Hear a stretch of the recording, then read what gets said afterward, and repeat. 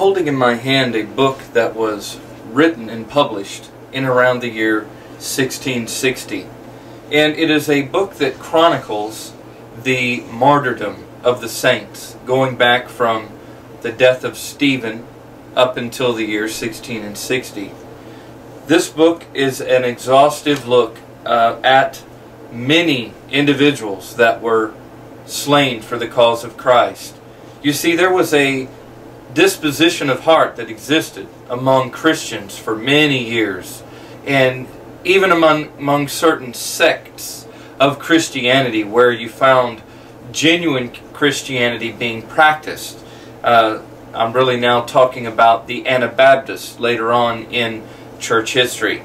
But this book here is a documentation of the lives of many individuals that have given their life for the cause of Christ.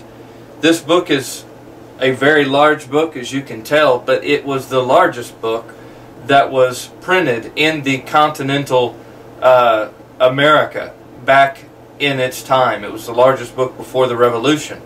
So we know that there is much that could be said about how Christians live lives of non-violence. They didn't take up a sword, or they didn't take up arms of any kind in order to try to promote the gospel, or to even try to resist evil whenever they would be persecuted for the cause of Christ.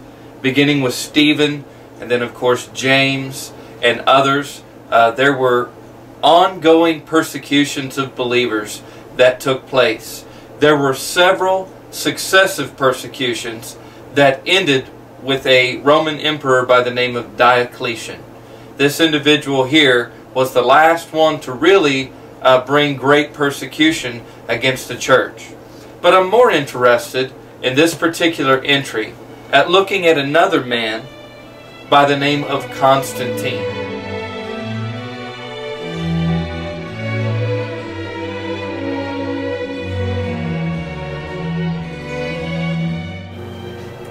Eusebius of Caesarea, also known as the father of church history, gives an account of the conversion of Constantine.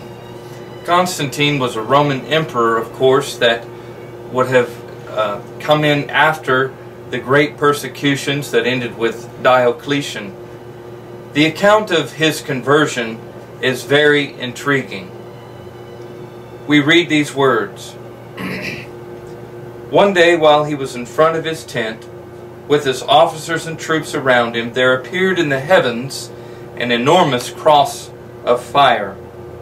On one side of the cross, in the Greek language, he saw these words, "By this, conquer." By this, conquer. In other words, through this, the cross, you will conquer.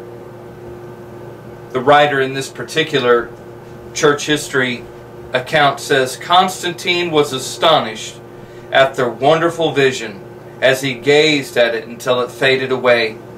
He could not understand what it meant and was greatly troubled. By that night he dreamed that Christ had appeared to him in robes of dazzling white, bearing a cross in his hands, and that he promised him victory over his enemies if he would make the cross his standard. Constantine now declared himself a Christian and had a standard made in the form of a cross with a banner attached bearing the initial letters of the name of Christ. This banner, and it afterwards was the standard of Roman emperors. This event marked a crucial turn in Christian history. You will know that, as we have described in other sections, that Stephen and the other apostles did not believe in violence. When Peter went to take up the sword in order to sort of ward off those that would come to take Christ before he was crucified, Jesus said, "Put away your sword. He who lives by the sword will die by the sword."